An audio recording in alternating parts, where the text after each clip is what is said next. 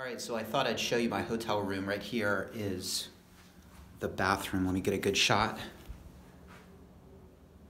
Shower here. And this is a corner room, so fantastic view. And there we have it.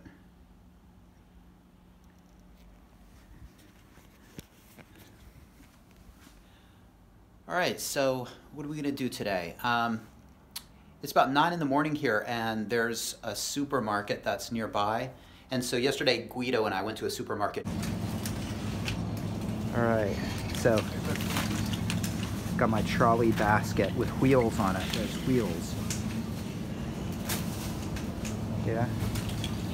Like, these aren't pancakes, but these are completely different than we're gonna have. He kind of showed me the good souvenirs to take people, you know, authentic Czech food and snacks. So off to that supermarket, I'm gonna pick some stuff up for my daughters. And there you go. This is a really nice hotel room. Really like it. Corner rooms are pretty sweet. All right, so right behind me is my hotel. And it's right outside of the city, so you need to take a tram into the city, but it's real easy. It takes about 20 minutes, and it's a really nice hotel. Pretty moderately priced, and yeah, but you guys saw it. It was more than adequate and clean and all that stuff. All right, so behind me is a river, and we're gonna cross it. Go across that bridge. Hopefully there's a supermarket over there. Yesterday on my wrist, I wore Guido's Grand Seiko 9F Quartz dive watch. I'm not sure of the numbers. I'll put the numbers in the description of this video. And that was the most time for sure I've ever spent with a Grand Seiko, much less on my wrist. And I'll give you the 1 minute day after report of my feelings on that experience.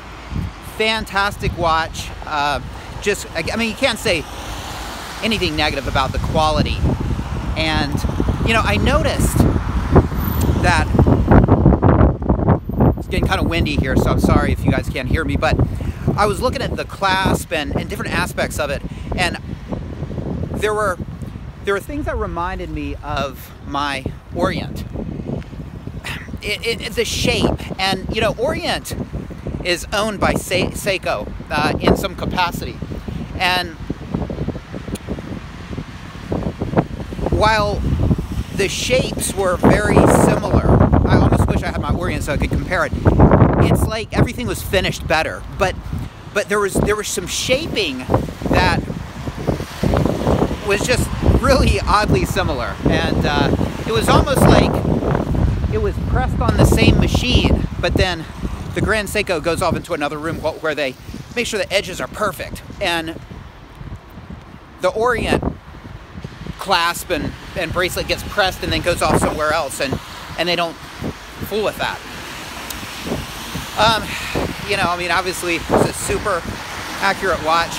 I mean, I think that's the reason why you would want to get a Grand Seiko. I mean, the accuracy, you know, the 9F, it's the quartz to have. And if you're a quartz person, yeah, you can get one of those typical Grand Seikos, but the one I wore yesterday, the white dialed diver version, I mean, that's aesthetically, I would say 10 times better than, you know, your typical kind of boring Grand Seiko. Very comfortable, bigger than what I'm typically used to, but okay, not a problem.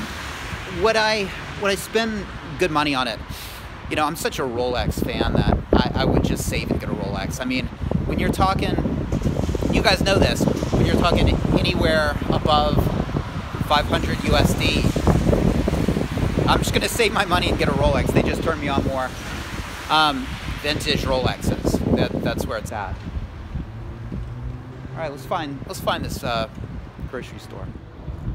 I think we're in business right behind me. I finally found it. You know, if you ask a Dutch person directions, and then you ask them, okay, how long does it take? If they say 5 minutes, it takes 15 minutes. If you ask a Japanese person how long it takes to get somewhere, if they say 10 minutes, it really takes 5 minutes. I don't know. Anyway, we found it finally. All right, so time for some breakfast. I think we're gonna go with doner kebab for breakfast. Why not?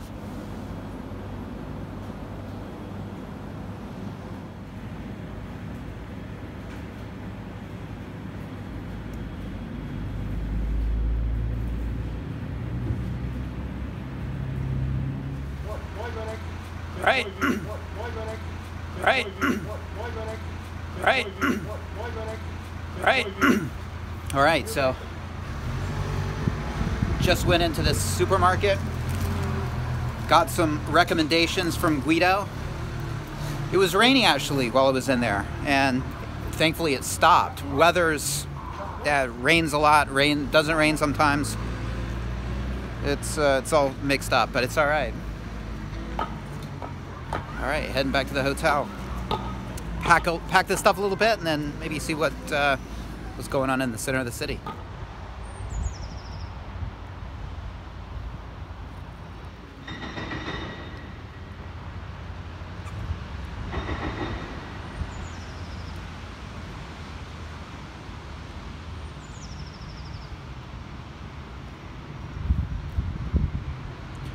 River, straight back that way.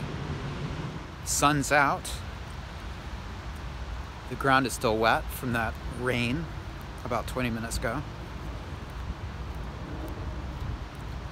Very, very pretty weather. It's chilly, but obviously the sun is gorgeous. Birds are singing, and yeah, it's just a nice area right here.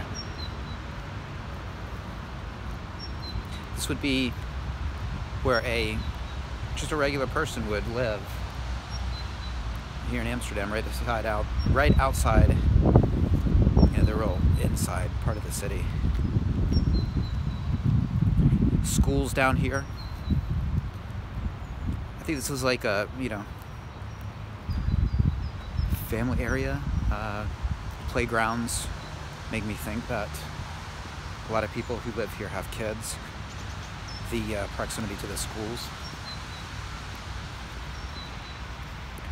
Real Holland, or a real part of Holland.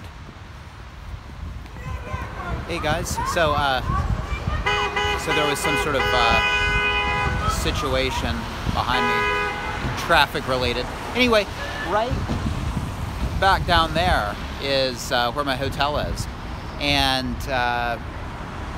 I'll cross a bridge, that bridge where I started out the video, right before I started talking about the Grand Seiko that I had on yesterday.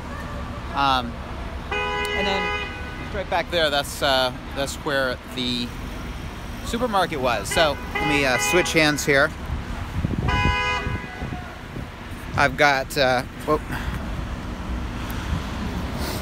right, so one of the things that I got is this. And I don't know, I was reading about Holland or Europe, and this drink came up, and I'll try it. I'm thinking it's like chocolate milk. Anyway, Guido, what is this? Is this Czech culture? Is this Dutch culture?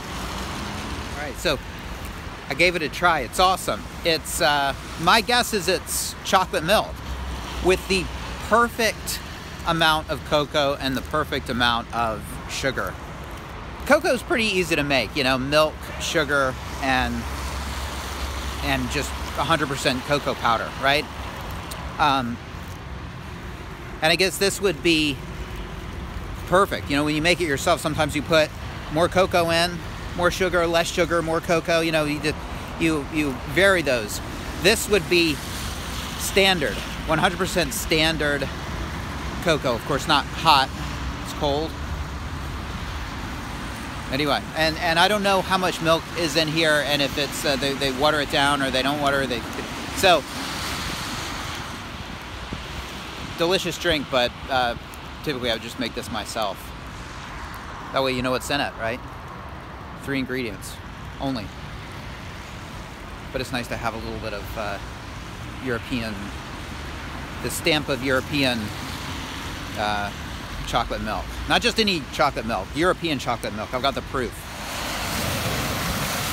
All right, you gotta watch that when you're walking in Holland. It can splash you. There's that river. My hotel.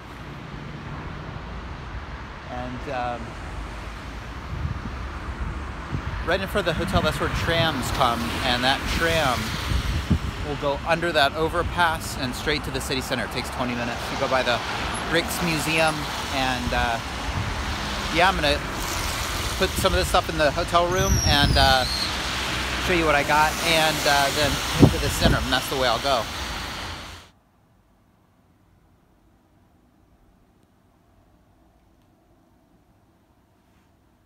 All right, so this is what I got. All right, we've got some raspberries. I just got to eat here because those are tough to get in Japan. If you ever do find these, they're really expensive. And I love raspberries. A couple bucks here. A couple euros, I should say. All right, so Dutch chocolate, a couple different kinds. And these are stroopwafels. They are like cookies with stroop. Stroop's what you put on the Dutch pancakes. That's where Guido and I went to a Dutch pancake restaurant. It was awesome. I'll probably put a picture here. I had banana and rum crepe, and Guido had like it was a savory crepe. Anyway, this is what you put on the sweet ones, strop, and that's in the middle of these waffles as well. Speculoos, that's, well, these are the cookies. These are the real thing, and this is like, I guess, the flavor of those, but you can put it on bread. Recommended to me by Guido, these two, and these are like, you know, just what you get. When you come to Holland, these are, I guess, the most common, authentic souvenir. There you guys have it. All right, so number 56, which I had last night. Looks like gin.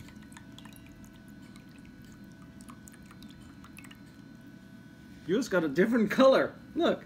Drinking Dutch gin with a Dutch gentleman. Number 56, which I had last night, is in the center of the city. Let's go find it.